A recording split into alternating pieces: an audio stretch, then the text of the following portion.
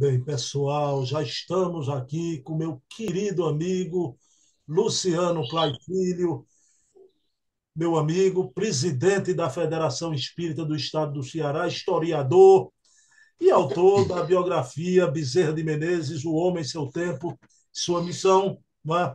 Essa biografia aqui notável, e a capa dela está aí, a fotografia linda de Bezerra, linda de viver.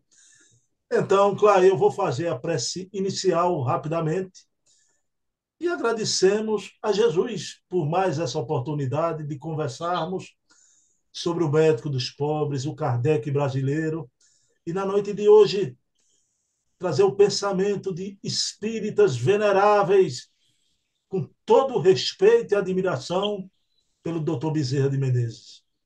Então, pedindo permissão a Jesus, a quem tudo devemos, e pedindo também permissão a doutor Bezerra de Menezes, iniciamos o nosso programa da noite de hoje. Meu querido amigo Luciano Clay, tudo bem com você aí no Ceará? Amigo, irmão amado, melhor agora, né? Que falo consigo. É sempre, para mim particularmente, meu bom irmão, um momento muito esperado, porque durante esses 30 anos de pesquisa sobre o Dr. Bezerra de Menezes, não houve ninguém, à exceção de você, que me atura semanalmente nesses nossos bate-papos fraternos, para que nós possamos aí compartilhar as informações, o resultado das nossas buscas, dessa nossa pesquisa por amor a esse grande personagem da história do Espiritismo, que é Bezerra de Menezes. Então, para mim é uma honra, meu irmão, e aqui sempre digo a gratidão a você pela oportunidade semanal que nos dá de podermos entabular essa conversação fraterna sobre ele, que para nós continua sendo a grande referência, uma alma cujo exemplo de vida se constitui para nós esse norte, essa diretriz, para que nós possamos, sobretudo, e é o que mais necessitamos do movimento espírita, sermos verdadeiramente mais irmãos, mais fraternos, mais afetuosos uns com os outros. Então, eu só tenho que lhe agradecer e dizer da minha alegria de estar com você nesta noite, iniciando mais uma semana no curso das nossas vidas. Eu aturo mesmo, viu? O pessoal vai acreditar. É um peso que eu carrego de aturar Luciano Clay. Luciano, você é uma figura maravilhosa, né? Eu que tenho que agradecer todos os dias da minha vida, e principalmente no momento mais difícil, recente da minha vida, foi ele, doutor Bezerra de Menezes, que me deu total sustentação, não é? Uma perguntinha rápida: tem um passarinhozinho aí cantando junto de você? Sim, rapaz, eu que eu moro numa área aqui que tem uma parte descampada e tem um passarinhozinho, né? Você não está ouvindo nenhum fenômeno Belíssimo, belíssimo. estranho, não. Pensei que era xenoglossia, alguma coisa, uma língua que eu não entendesse, né? Mas, claro, eu estou vendo também atrás de você. Me desculpe perguntar essas particularidades. Não, que bom, rapaz. Aqui é um bate-papo Rapaz, informal. Eu acho que é isso que enriquece o nosso momento, sabe? que charge é essa, Clay, que está atrás de você? Ah, meu filho, isso aqui eu deixei porque eu estava dando aula. Eu estou usando essa semana que o Colégio Militar fez uma reforma, a parte energética aí, de energia elétrica, e nós tivemos que dar aula virtual e eu aprontei aqui para meus alunos verem. Foi uma charge, a única charge que eu já tive feita a meu respeito, por um grande chargista cearense, um verdadeiro artista, que, aliás, no livro do Dr. Bezerra de Menezes, na parte de trás da capa, você tem o livro aí, pode mostrar, foi ele que fez aquele quadro, isso, exatamente, essa imagem aí belíssima do local onde nasceu o Dr. Bezerra de Menezes, a partir de uma descrição feita pelo próprio Dr. Bezerra. É o Valber Benevides, que é um chargista extraordinário de vários jornais aqui em Fortaleza. E ali ele me coloca, na hora que eu estava dando a entrevista, para esse irreverente humorista cearense, 1,90 m de altura, um coração do mesmo tamanho, para quem conhece pessoalmente, o Falcão, que é nacionalmente conhecido, está agora até trabalhando no Cine Hollywood, que está sendo veiculado aí na televisão. E o Falcão tem um programa semanal aqui em Fortaleza, entrevista várias pessoas e me convidou há algum tempo atrás. Esse programa teve uma repercussão muito boa por ocasião do lançamento do livro. Então, muitas pessoas acessaram, e na hora, durante a entrevista, esse chargista, o Valber, todos os entrevistados que lá comparecem, ele vai fazendo uma charge para entregar no final. E como eu falava do Dr. Bezerra de Menezes, ele fez uma charge minha aí, e colocou o Dr. Bezerra ali do lado, como se estivesse dando um passe, você vê uns raios saindo da mãozinha dele. Então, eu deixei aí só para ilustrar um pouco para os meus alunos, e fica aqui também para o seu momento especial, esse instante de entrevista. E nossa homenagem a Falcão. Ele tem uma música em inglês, Luciano, que remete à minha infância, né? Uma música do querido Valdir Soriano. Eu não sou cachorro, Eu não. não sou cachorro, não. A nossa infância. I'm not dog, no, né? Ele chama aí. No inglês bem cearenseis. Só que ele tem outras músicas que hoje, Tem. politicamente correto, não dá mais para cantar. Não, não dá para cantar, não. Menino é menino, menina é menina, não pode não, né? É, não, o Luciano, Falcão figura. Luciano, querido, olha, outro aspecto aqui, para a gente começar agora sobre os grandes depoimentos, né? Eu conversei essa semana no feriado com a querida Ana Maria Miranda, filha do Hermínio, né? Beijo para ela. Eu não sabia, o fato é o seguinte, né? Ela deu entrevista para o pessoal de Minas Gerais e lá ela apresentou um quadro. Esse quadro, Luciano, foi eu que apresentei o pintor a ela. Um amigo meu da Casa dos Humildes, Taua Gomes, grande pintor, conhecido aqui em Pernambuco.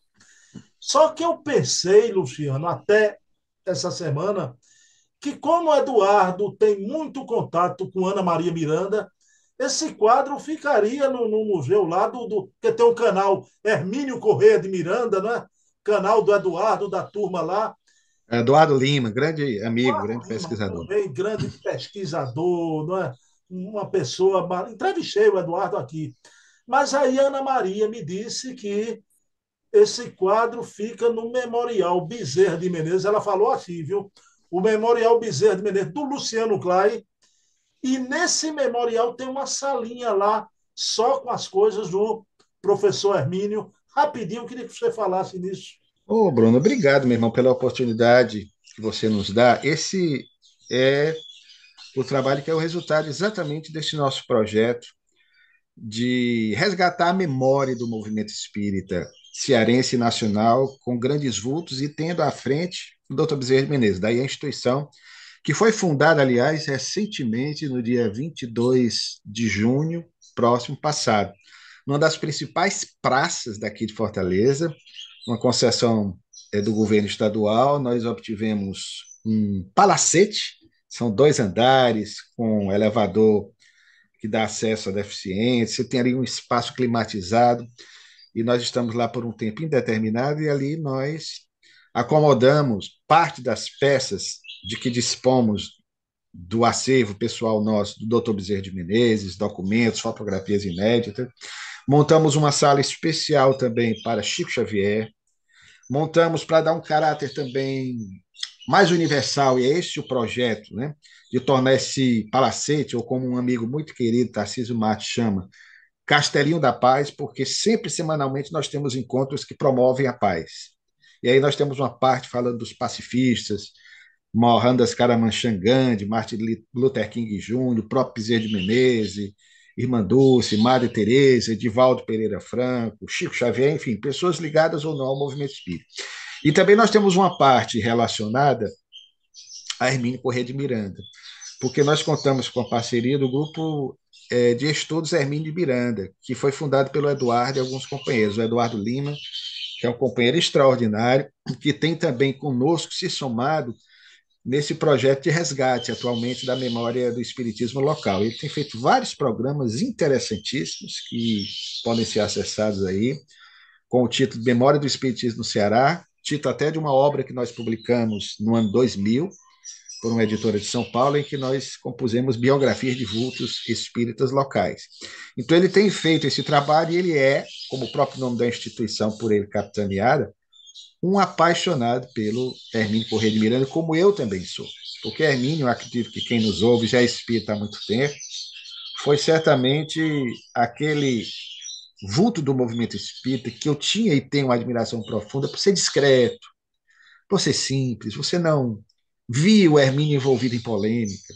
Se tinha alguma polêmica, usando uma expressão de hoje dos nossos jovens, saia fora, né? Aspas. Então ele não se envolvia naquilo. Então era aquele espírita de fato atuante, prático. Hoje eu tenho a oportunidade, você a entrevista, de privar do carinho, do afeto. Conheci pessoalmente aqui em Fortaleza, da filha dele, que tem muito da genética do pai, sabe?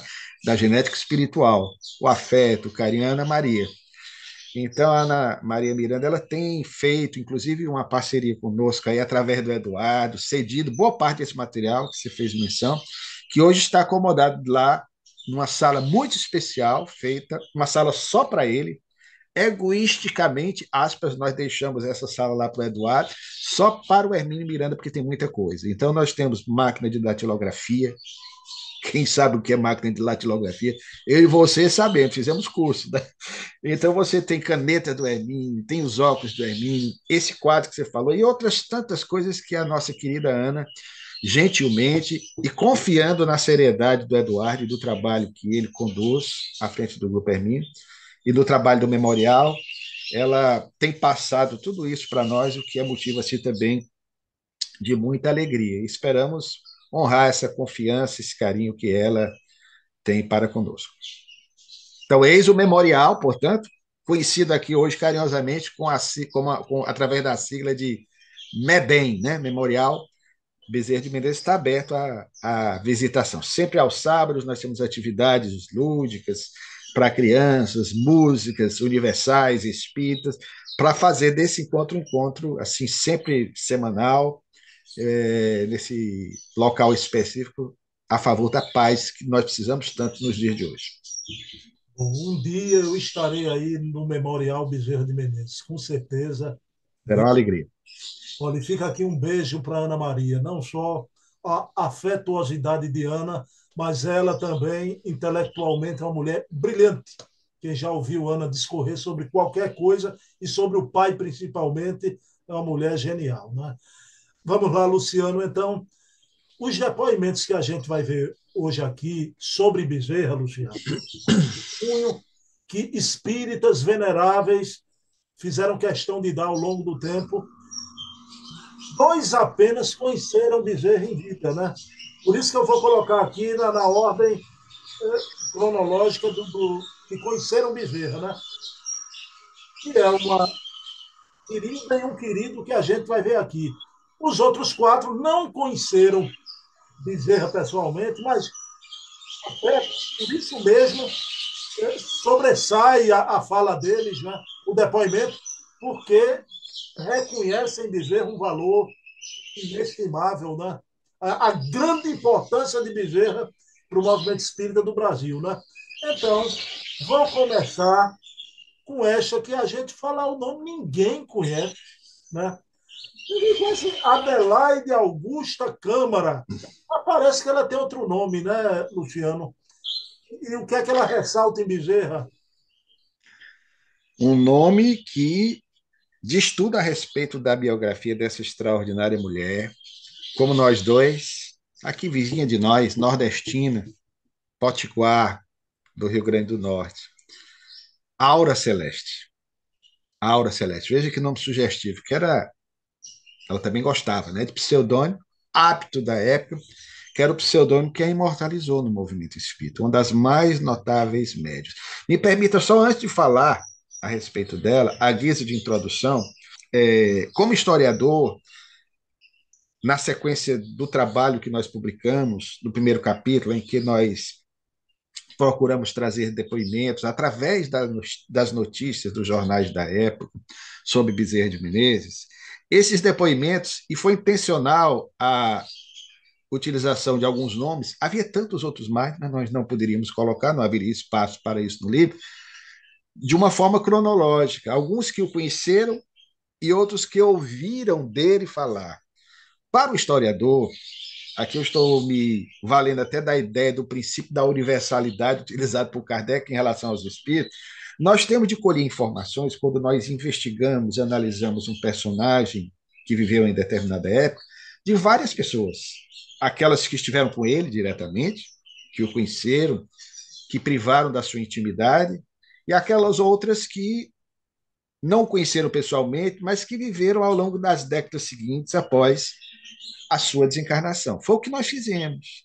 Então, nós pegamos depoimentos de alguns que o conheceram, como é o caso da Aurora Celeste, que o conheceu mesmo já no final da existência, falaremos em seguida, e outros que tiveram a oportunidade de ouvir relatos, muito possivelmente, de pessoas que conheceram o Dr. Bezerra de Menezes, como é o caso de outros personagens que acredito que você vá, na sequência, citar. Isso é importante porque você, historicamente, você percebe que há uma convergência das informações dos que estavam na época e daqueles que foram pósteros. Isso mostra, valendo aqui da ideia da universalidade, a grandeza de um homem. Embora haja controvérsias, e é bom que haja para o historiador, em relação a algum personagem, que o Dr. Bezerra de Menezes teve inimigos, evidentemente. Até Jesus teve, imagine ele. Então, ele teve seus adversários. E mesmo alguns adversários que nós escolhemos informações, como era o caso do Ângelo Agostinho, chargista, que ironicamente satirizava através das charges do Dr. Bezerra por causa da sua atuação como político, administrador público, quem entra na chuva é para se molhar, diz o ditado popular. Como político, evidentemente. Então se fazia as críticas, ele era do Partido Liberal, um partido de vanguarda, que vai dar origem ao Partido Republicano. Então, naturalmente, na política, essas críticas, mas nunca em relação ao aspecto moral do Dr. Bezerra. Era uma alma ilibada. Mesmo os seus críticos reconheciam a sua envergadura, a sua grandeza moral, estribada numa vivência diária do afeto, do amor, um bom relacionamento que ele tinha até com os adversários políticos. Doutor Bezerra falar de espiritismo dentro do parlamento, já na sua fase espírita, no final da trajetória. Então, querido, esses depoimentos, me permita dizer, eles, de certa forma, mostram personalidades que nós relacionamos aí, você deve citar algumas na sequência, que, mesmo não tendo conhecido o Dr. Bezerra de Menezes, vivendo nos anos 1910, 1920, 1950, e pegamos uma, não sei se você vai comentar, depois você pode me dizer, o Newton Boechat, que foi um grande orador espírita, que desencarnou em 1990, infelizmente esqueci de muitos, que colhia depoimentos sobre o Dr. Bezerra de Menezes, mostrando sempre essa grandeza. Então, era uma figura que vai ter uma convergência, uma similaridade de informações daqueles que o conheceram e daqueles que ouviram dele falar. Porque muito do que o Dr. Bezerra de Menezes fez, até 1900, continuou sendo impactante na vida das pessoas como referência. Nós não temos polêmicas, nós não temos controvérsias, a não ser polêmica, eu posso arranjar aqui uma com você, a gente vai discutir futebol, a gente vai discutir política, alguns pontos específicos, nós vamos travar aqui uma discussão interminável.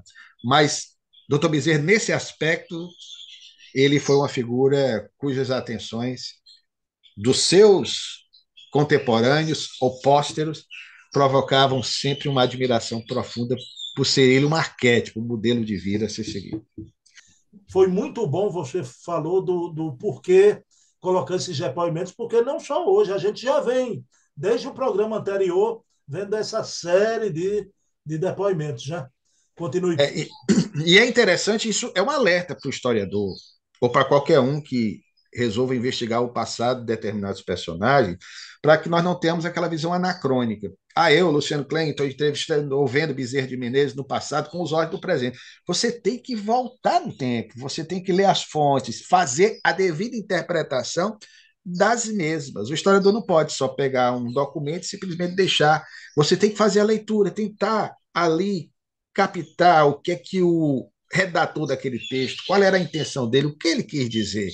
Por outro lado, também, você pegando esses depoimentos, que é um depoimento que não foi meu, foi da Aura Celeste, foi do Newton Boechat, que não o conheceu, foi Nós citamos outros exemplos aí, o próprio Pedro Richard, que foi companheiro do Bezerra de Menezes, que está na relação, não sei se você vai perguntar, mas você pega contemporâneos dele, os críticos também, os adversários políticos, aí você consegue montar uma biografia. Aí você percebe, portanto, que aquele homem ele tinha uma coerência de vida. Era alguém que se sobressai pelo respeito geral, não só dos espíritas, mas da sociedade brasileira como um todo. Então, voltando para fechar essa questão, a Aura Celeste é uma figura extraordinária, uma médium invulgar, incomum. Lamentavelmente, porque ela desencarnou há praticamente 78 anos, né? Vai fazer em 1944. Ela é de 1873, 74, se a memória não me falha. Ela foi ao Rio de Janeiro, ainda novinha, e teve a oportunidade, veja que preciosidade, né? De travar contato com o Dr. Bezerra de Menezes para orientá-la exatamente em relação à sua mediunidade, ainda naquela fase inicial de descontrole, que precisava ser orientada, educada. Então, ela teve um contato breve com o Dr. Bezerra, mas um contato que, de tal forma, lhe foi impactante, importante, que ela guardaria para o resto da existência essa impressão que nós constatamos no depoimento longo que ela dá, destacando também a forma como o Dr. Bezerra de Menezes dialogava com o mundo invisível, sempre com aquele sentimento de ternura, de afeto em relação aos imortais, aos invisíveis, e o que é mais interessante, ela fala também do trabalho dele de desobsessão. Então, o Dr. Bezerra de Menezes, Bruno, como nós já dissemos noutra oportunidade, e talvez futuramente nos nossos encontros, certamente você vai abordar ele, foi o mais científico dos espíritas brasileiros, oitocentista, porque ele fazia experiências no laboratório, de fato, organizado por ele, com atas, com registros. Nós temos registro dessas atas, colhendo informação através de vários médios, e a Aura Celeste fala disso, a maneira como ele doutrinava as entidades espirituais, né? Sempre com muito carinho, sobretudo por conta daquele problema, que é conhecido da sua biografia, do filho que, em determinado momento, sofreu um processo obsessivo, confundido de princípio com uma loucura, né? Loucura, pelo menos na perspectiva da medicina terrestre. Mas isso é um fato para ser abordado oportunamente. Então, ela destaca tudo isso. E essa média, nós não colocamos isso no livro, mas nós temos, porque um amigo gentilmente de Campos, lá do Rio de Janeiro, ele nos cedeu, o Luzimar, né? Ele nos cedeu um acervo com várias mensagens de Aura Celeste, em que ela traz mensagens mediúnicas do Viana de Carvalho, de outros espíritos da época, já desencarnados, e muitas do Dr. Bezerra de Menezes. E é interessante que ela gostava de receber as mensagens do Dr. Bezerra de Menezes, como Chico Xavier, de início, nas primeiras mensagens do Dr. Bezerra de Menezes, usava o pseudônimo do Dr. Bezerra, quando encarnado, Max. Então, ele terminava as mensagens Max, né? Depois passou a adotar somente Bezerra de Menezes. Ela tem várias mensagens do seu benfeitor. Então, o depoimento dela, para mim, como historiador, é uma preciosidade. Me tire só uma dúvida. O Luzimar, que lhe passou esse acervo, é Luzimar Ornelas? Ele mesmo, essa figura Ele, extraordinária. Eu confundi, ele não é de Campos, ele é do Rio de Janeiro. Quando eu estive no conversei Rio, com ele, Luciano, né? Por rede social, e veja a coincidência, um grande amigo do Hermínio Corrêa de Miranda, no final da vida, levava o professor Hermínio para o cinema, para assistir filmes no cinema, o Luzimar Ornelas, né? olha só que coincidência, né? Aspas, faz tempo que eu não tenho notícia desse amigo. Eu estive no Rio quando eu conheci, foi em 2008, depois em 2015, para uma atividade espírita, até na Universidade Estadual do Rio de Janeiro, um congresso que houve. E ele estava lá e, na ocasião, ele me presenteou com cópias de várias dessas mensagens que eu guardo até hoje com muito carinho. Pretendemos até futuramente fazer um trabalho, quando houver oportunidade, para divulgar, sobretudo em relação à Aura Celeste, né? Que é essa médium amada por ele, admirada por ele. Quem sabe até você não o traz aí também para fazer alguma entrevista, porque é um companheiro que tem uma vivência aí no movimento espírita há bastante tempo. E muito afetuoso, né? Bonachão. Muito, muito, muito. Tanto é que foi ele gentilmente que nos procurou na época, quando falamos do Dr. Bezerra, da Aura Celeste, algo surgiu e ele prontamente disponibilizou-se a nos ceder cópia desse material. Então, um abraço a esse companheiro, se porventura você conseguir fazer com que essa live chegue até ele. Não, vou tentar. Por rede social a gente consegue tudo, né? Luciano, vamos lá. Tem mais 5 personalidades para a gente ver hoje, né? Essa segunda personalidade é o Pedro Richard, que a gente já tratou atrás de um texto que era anônimo, mas todo mundo identificou. O Pedro Richard dizia que o velhinho Bezerra tinha um coração de pomba. Que coisa linda, né? Fale também sobre Pedro Richard e essa relação com Bezerra. Você me pede sempre o seu objetivo por conta do tempo do programa, mas eu vou tentar agora ser mais, né? Porque eu me empolgo. Se você deixar, eu vou até a meia-noite falando. Mas o Pedro Richard é uma alma também muito querida do Dr. Bezerra de Menezes, seu admirador, que durante a década seguinte e até a sua desencarnação em 1918, ele vai estar colaborando efetivamente com a Federação Espírita Brasileira. Isso tudo por influência do Dr. Bezerra de Menezes. Então, ele admirava tanto o Dr. Bezerra de Menezes que ele começa a trabalhar na FEB ainda ao tempo da gestão do médico dos pobres, que ele, em respeito àquele que for a razão de sua aproximação à casa-mãe do Espiritismo, assinaria os seus artigos sempre com o pseudônimo de discípulo de Marx. Olha que interessante. E é algo interessante também mostrar aí o depoimento de alguém que conviveu com o Dr. Bezerra de Menezes. Há vários depoimentos do Pedro Richard descrevendo, não é o Bruno que está falando, não é o biógrafo do Dr. Bezerra, o historiador que está escrevendo, mas é alguém que esteve com ele nas reuniões. Alguém que estava lá do lado dele. Eu fico pensando, como é que era uma reunião dessa, uma reunião mediúnica, uma reunião de diretoria? Não havia esse bate-boca, não. Eram pessoas extremamente ternas. Você sentia a presença da espiritualidade. E ele descreve isso. Claro que havia problemas graves do movimento, que tinham que ser debatidos, como hoje em qualquer casa espírita, em qualquer federativa, estadual ou nacional ou internacional, você tem de ter uma discussão, uma divergência, porque o movimento é conduzido por mim, por você, por nós, homens. E aí onde está o problema, não na doutrina. Então, o doutor Bezerra de Menezes, até pela sua experiência, nesse ponto, a experiência política, ele foi chefe do principal partido da corte, um dos, eram dois, o Partido Liberal. Então, ele sabia lidar com essas confusões todas, com seu bom senso kardeciano, ou kardeciano, como dizia o professor Herculano Pires. Então, ele sabia lidar com essas divergências na hora de uma discussão, era sempre muito ponderado, de uma lucidez impressionante em relação aos conselhos que ele dava a um, a outro, mais afoito.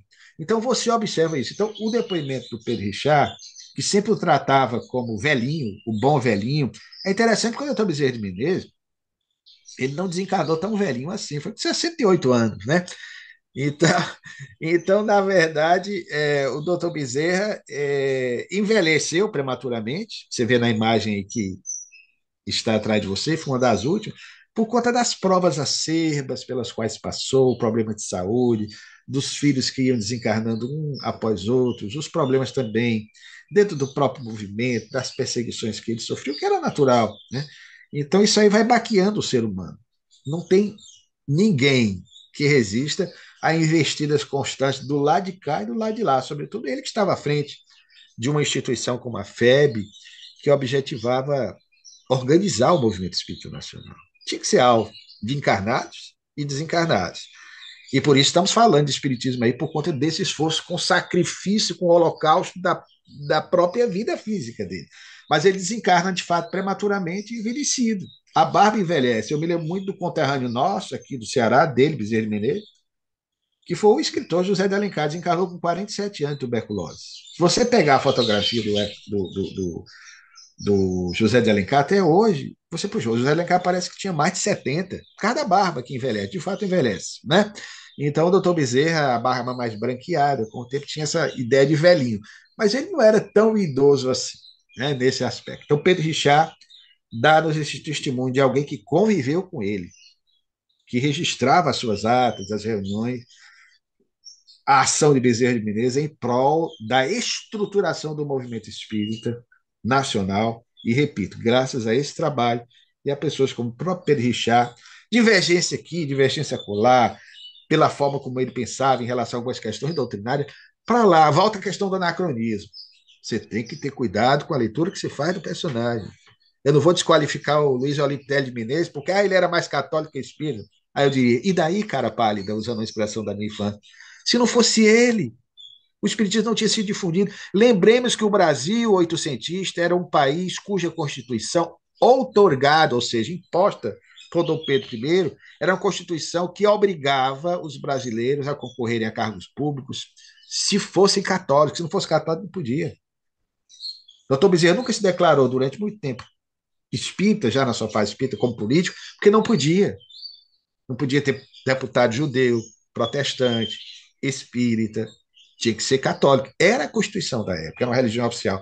Então, imagine, a pessoa vai se apresentar, aí eu vejo alguns companheiros de hoje, com todo respeito, o fulano não se apresentava como espírita. Entenda o contexto, entenda a época, o cuidado que tinha de se ter. É compreensível isso. Bom, agora a gente vai ver, você falando em polêmica, que o movimento é feito de seres humanos, né? Considerado o maior polemista espírita. Agora, deixar claro aqui, não por fazer polêmica, ao contrário, lançava luz e resolvia as polêmicas, né? Com seu brilhantismo. O querido Carlos Embaçaí, autor de Religião e de outras tantas obras, eu queria que você falasse um pouquinho dele, Luciano, e mais, né? Porque ele toca e observa o apoio que Bezerra dava para as artes em geral, liceus, sociedades, né? Por favor. Pois não, querido. Esse, de fato, é um vulto extraordinário.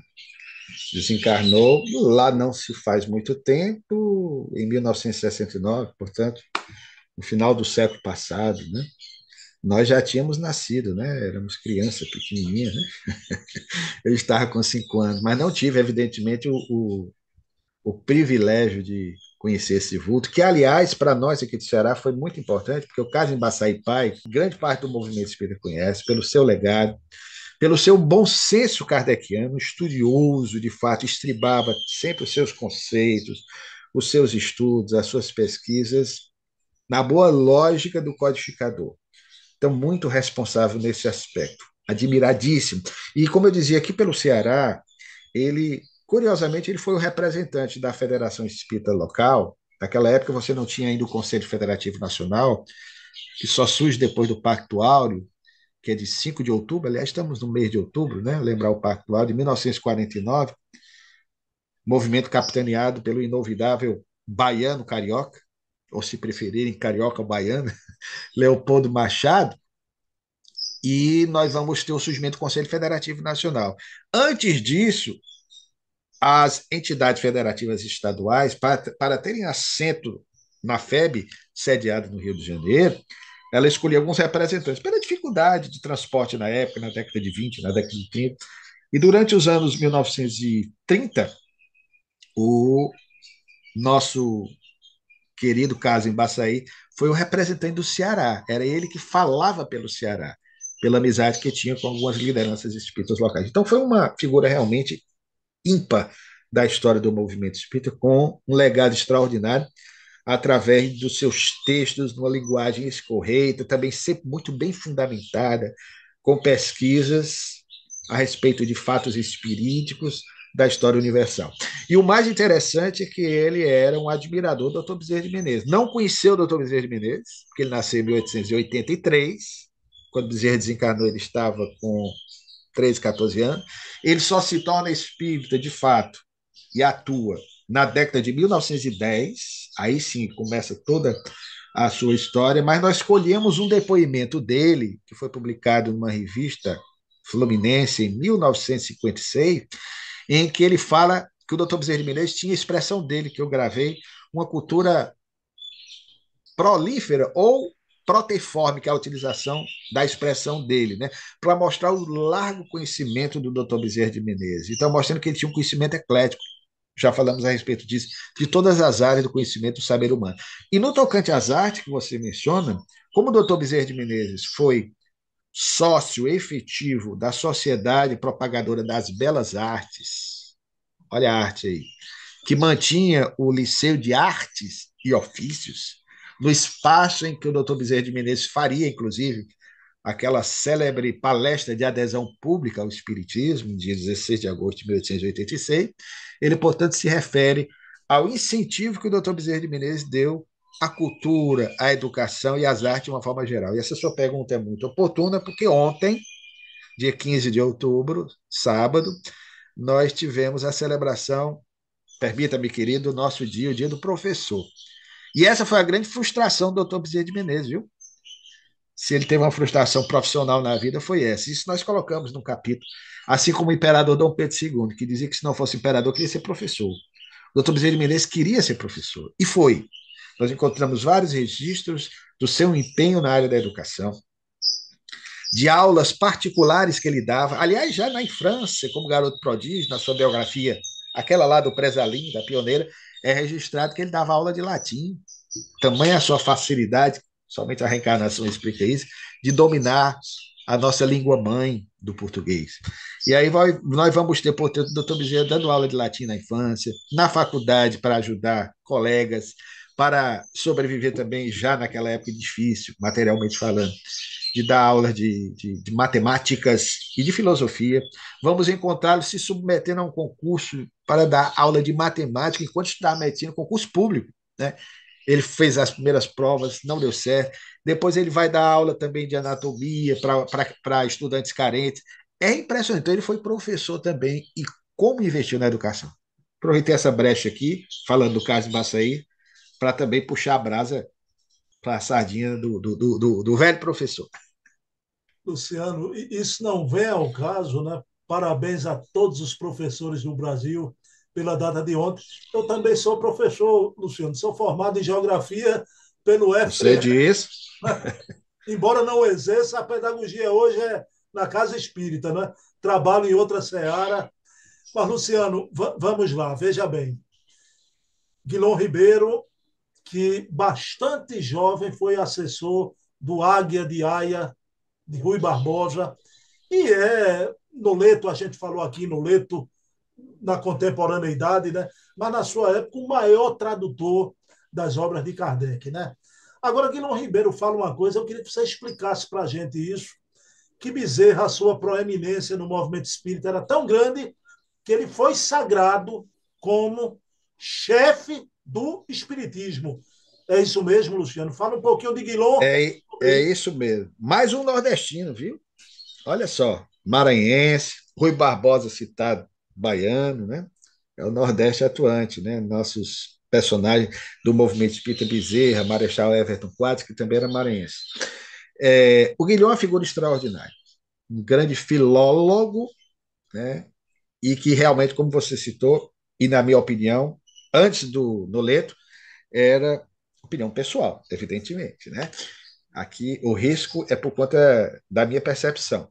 O Noleto, antes do Noleto, era, para mim, eu achava até melhor do que o nosso Herculano, embora o Herculano também seja um grande tradutor, mas por ser filólogo, eu gostava muito das traduções do Guilherme Ribeiro, que era que eu pegava sempre.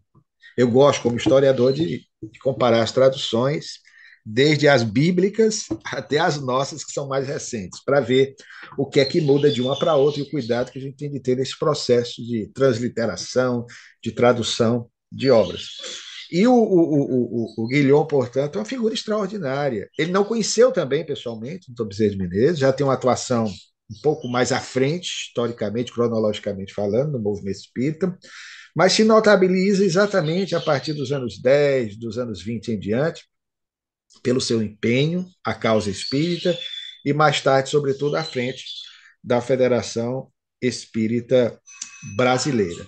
Então, o Guilhom, de fato, ele teve essa participação importante e efetiva e destaca a figura de Bezerra de Menezes.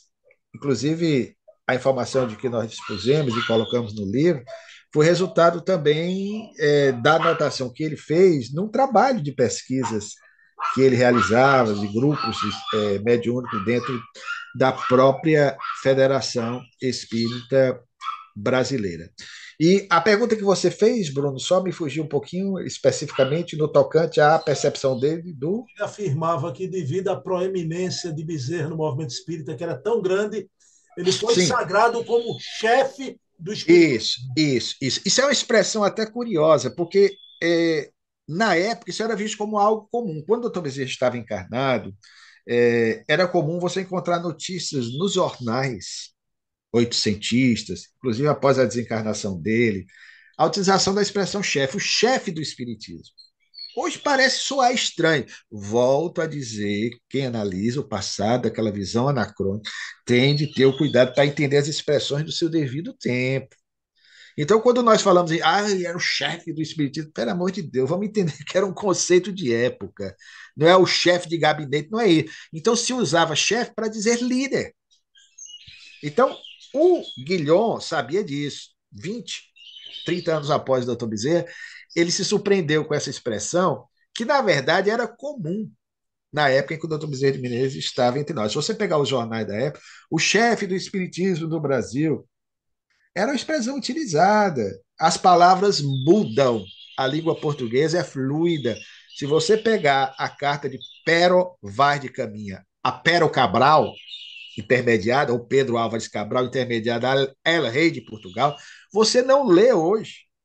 O português da época era totalmente diferente. Então, cuidado, devagar quando. Então, essa expressão era usada, era comum, que deve ter surpreendido o nosso querido Guilherme Ribeiro, que observava que era voz corrente no movimento espírita chamar o doutor Bezerra de Menezes de chefe do espiritismo. De fato, ele foi chefe, e cá para nós, chefe com C maiúsculo, né?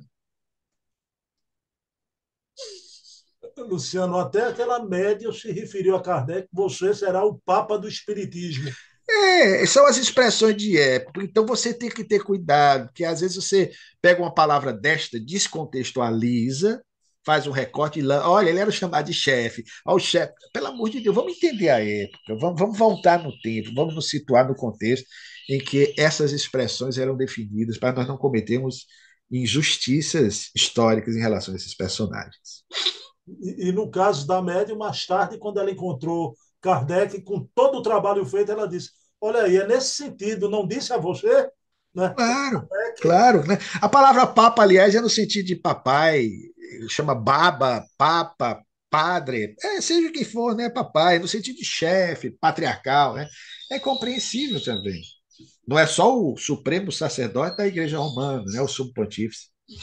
Luciano, vamos lá, vamos lá. Veja bem, esse querido agora que a gente traz aqui teve uma participação importantíssima no Pacto Áureo, né, que é o querido Leopoldo Machado, né, o fundador das Mocidades Espíritas pelo Brasil. Ele se referia a Bezerra como o velhinho de ouro do Espiritismo. Velhinho de novo, olha lá, né? O velhinho de ouro do Espiritismo. Né? Fale um pouquinho sobre Leopoldo Machado e sobre o velhinho de ouro. Eu vou usar uma expressão de hoje dos nossos jovens, porque o Leopoldo Machado fazia muito isso. Dos nossos jovens de hoje, para falar de um personagem de ontem. Esse cara, Leopoldo Machado, é o cara, porque, fecha aspas, né? Uma das figuras mais incríveis do movimento espírita. Nós que somos de movimento de juventude, Bruno, que estamos no espiritismo desde 1985, nós dois, né? Somos da mesma safra, caímos do mesmo pé, maduros para a vida espírita naquele mesmo ano. Ouvimos falar muito de Leopoldo Machado. O célebre hino da alegria cristã, que ele fez em parceria com Oli de Castro, o entusiasmo desse companheiro para com os jovens, para com os movimentos de juventude, ele vai ser grandemente responsável. Orador extraordinário, embora gago, ele era gago, mas quando usava da palavra, é como quem canta aqui em Fortaleza, quando a caravana da fraternidade passou, em 1950, capitaneada por ele, nesse intuito de unir o movimento espírita nacional, especialmente pelo nosso Nordeste, passando aqui aí. ele fez palestras memoráveis no Teatro José de Alencar. Então, uma figura ímpar, desencarnada já há bastante tempo, né? E ninguém o homenageia como ele merecia em 1957. Ele passou aqui 57 anos após, devido a um problema grave de saúde, ele retorna vitorioso ao mundo espiritual. Então, ele tinha essas expressões. Na entrevista que eu recordo, e da qual eu pinço o texto que consta do depoimento aí, do capítulo a que você se refere, é de, é de uma observação feita por ele, exatamente em 1957, referindo-se a ele 30 anos antes, quando ele conheceu o Espiritismo, ou seja, em 1927. Foi quando o Leopoldo começou a manter contato com o Espiritismo, ainda na Bahia. Chegou até, aliás, foi um pouco antes, repito, né, porque ele chegou a conhecer Viana de Carvalho, viu? Viana desencarnou em 26. Ele assistiu uma preleção do Viana de Carvalho. E o Leopoldo se refere à forma como Bezerra de Menezes era tratado. Você viu aí o Perinchá, a figura do velhinho, a figura patriarcal, por conta das longas barbas, talvez, por se assemelhar a um dos profetas do nosso imaginário, da nossa herança ancestral, cultural. Isso não tem nada demais, né? É bíblica. Então, a figura dos venerandos, dos homens antigos, no passado é que se valorizava o idoso.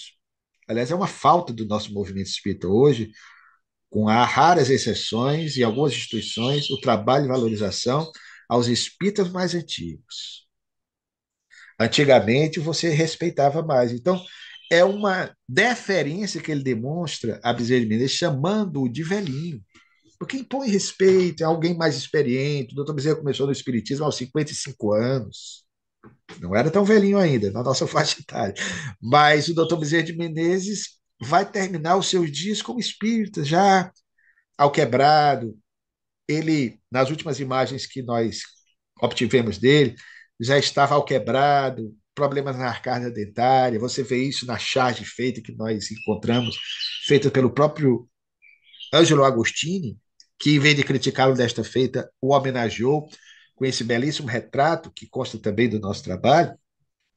Então, o Leopoldo faz menção ao Dr. Bezerra de Menezes, que certamente, por conta dessa imagem, que ele poderia aparecer mais reboçado aos médios que o viam antes ou hoje, ele continua aparecendo sempre com aquela forma derradeira da jornada passada, já velhinho, porque inspira. Primeiro, que todos nós o reconhecemos assim, né? E segundo, aquela ideia da paternidade, do pai querido, amoroso, né?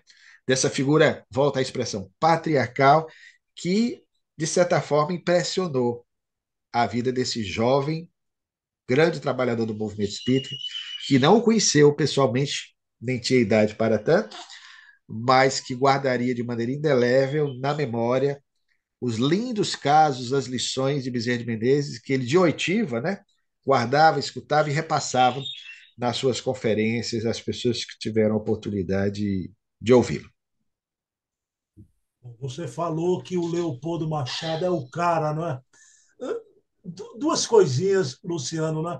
O nosso amigo em comum, Luiz Jorge Lira Neto, grande pesquisador, há anos atrás, ele ainda morava em Maceió. A primeira vez que ele foi na Casa dos Humildes foi acompanhando a Cafelma, se lembra da Cafelma? Caravana Espírita Leopoldo Machado, né? Do Pacto Áureo, né? Primeira vez que Lira teve um contato conosco lá da Casa dos Humildes, né? E outra coisa, Luciano, eu há poucos anos atrás tomei conhecimento, eu não sabia que os fundadores da LBV fazem um trabalho caritativo maravilhoso. Extraordinário, A LBV, extraordinário. Grandes vultos do sócio Espiritismo. fundador, sócio fundador número um, Alziro Zaru. O número dois, Dois, Leopoldo ele. Machado. A Legião da Boa Vontade fez um trabalho extraordinário. Alziro Zaru, que desencarnou em 1979.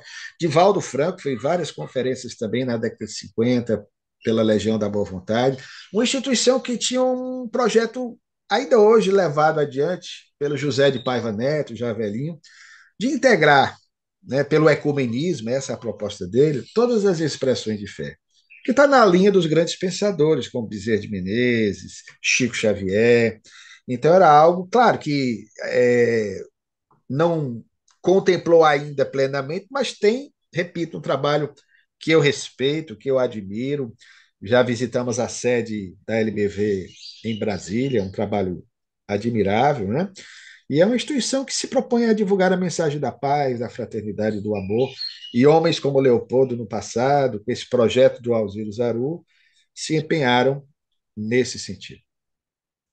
Bom, dando sequência, agora o irmão Jacó, conhecida a expressão da obra Voltei, psicografada pelo Chico, né?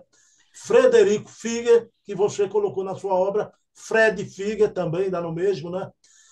Agora eu queria, Luciano, que você explicasse para a gente, porque o Frederico Figer esclarece que Bezerra de Menezes foi o responsável por instituir no Brasil o espiritismo evangélico, não é?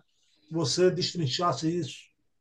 Na verdade, volta a dizer a questão do contexto, né? O Fred Figner, e usamos a expressão Fred Figner porque era a expressão, não é pseudônimo, que é a abreviatura de Frederico Figner, que ele utilizava em vários artigos que escrevia em jornais como Correio da Manhã, e foi um grande divulgador, um mecenas da época, um homem de largos recursos, um introdutor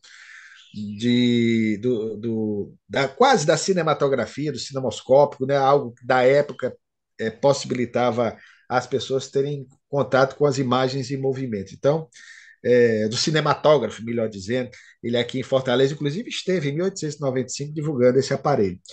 Mais tarde é que ele se tornaria espírita. Ele não conheceu pessoalmente o Dr. Bezerra de Menezes. Somente a partir de 1901 é que ele vai se achegar, a partir de contato com alguns amigos, da Federação Espírita Brasileira. Então, não conheceu o Dr. Bezerra de Menezes. Então, nós vamos ter o Frederico Figner dando um trabalho extraordinário, sobretudo depois da desencarnação de uma de suas filhas, em que, inclusive, vai ter a oportunidade de vê-la materializada através da médium Ana Prado, médium cuja biografia foi resgatada extraordinariamente pelo cearense, hoje residente em Brasília, Samuel Nunes Magalhães. E nós vamos ter, portanto, aí o Frederico Figner aí sim se dedicando plenamente. E quando desencarnou, poucos sabem disso, em 1947, ele deixou parte da sua herança para o Chico Xavier. Ele era um Silvio Santos da época, um homem muito rico. Mas o Chico, e a família até ficou aborrecida com o Chico. O Chico simplesmente repassou essa herança, olha a grandeza do Chico Xavier, à Federação Espírita Brasileira para que a FEB pudesse investir no seu parque gráfico à época, em organização. Então vejam a grandeza dos dois, né? E mesmo assim ainda teve dificuldade do mundo espiritual, porque se citou a obra que ele manda através do Chico. Voltei, ele ainda teve de fazer alguns ajustes numa obra que é um alerta. Por isso, fazendo o link com a sua pergunta, ele insiste em destacar que o doutor Bezerra de Menezes, por predileção, por opção, como também eu assim penso, entendia que o aspecto mais importante, se alguém me disser o contrário, eu respeito, mas para mim é importante porque é o aspecto que me propõe uma mudança. O doutor Bezerra de Menezes entendia o espiritismo no seu tríplice aspecto, valorizava como poucos, porque foi o único com credenciais de cientista para tanto de se afirmar um cientista, de fato, no movimento espírita. Era, aliás, membro da Academia Imperial de Medicina, da Sociedade de Físico-Química, presidente do Instituto Médico Brasileiro, da Sociedade de Geografia de Lisboa, do Instituto Farmacêutico, entre outras. Então, era um cientista de fato. E trazia esse seu talento como cientista e pesquisador para a seara espírita. Mas, porém, todavia, contudo, entretanto, a sua predileção, meu irmão, por necessidade imperiosa para ele, como para nós e para o movimento espírita, era o aspecto moral ou o aspecto religioso. Não há problema algum entendendo o sentido que o Espiritismo nos dá de religião. A velha máxima de Aurélio Agostinho, ou Santo Agostinho, o religare, o ligar novamente. A criatura ao Criador. É o sentimento que nos une a Deus, essa religiosidade tão necessária, pelo menos a mim. Então, o doutor Bezerra de Menezes, daí a opinião de Frege de Figner, ele procurava, e por isso ele é lembrado, pelo seu aspecto moral, pela sua ternura, pela sua afetividade. Nós não lembramos de Francisco de Assis por conta das suas pesquisas, por conta da sua filosofia. Nós lembramos pelo seu afeto. Ele viveu há 1000 anos. Nós nos lembramos de Jesus não pelas lições filosóficas que embevecem. Olha que filósofo extraordinário. Lembra a escola estoica. Nós lembramos de Jesus pela sua ternura, pelo seu afeto, pela sua mensagem redentora. Por isso é que o Evangelho segundo o Espiritismo, muita gente critica, eu vejo como um elogio. É das obras da codificação a mais lida. Deveria ser, claro, o livro dos Espíritos, ninguém questiona. Mas a necessidade, a dor de cada um faz com que ela busque esse medicamento instantâneo e imediato, que se encontra nas partes dessa obra. Era assim que ele retrata Bezerra de Menezes, era assim que ele pensava. Meu querido Luciano, olhe, em nome de tudo que você falou na noite de hoje, o respeito, o carinho pelas barbas brancas de Bezerra, ele era chamado de velhinho, né? Então, eu queria agradecer muito pelo carinho, pelo respeito pelas barbas brancas ao bom velhinho Luciano Clay.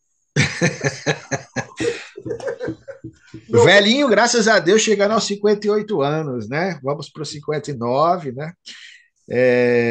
E Deus permita, o doutor Bezerra começou no Espiritismo aos 55, né? Nós estamos há 37 anos. Há pessoas que o doutor Bezerra tivesse chegado antes, como Viana de Carvalho, que chegou aos 17 anos no Espiritismo, desencarnou cedo, aos 51 anos, né? Então, é motivo de muita alegria, querido, a gente trabalhar pela causa espírita, sobretudo na área da pesquisa, para tentarmos mostrar a importância desses vultos à nossa história. Repito, foi esse aspecto moral ressaltado pelo Dr. Bezerra de Menezes que ensejou que nós estivéssemos aqui hoje, falando a respeito do Espiritismo, porque é algo que toca os nossos corações, é algo que nos movimenta a uma mudança de rumo existencial. É aquele Cristo que na estrada de Damasco aparece ao Saulo, antes da mudança para o Paulo.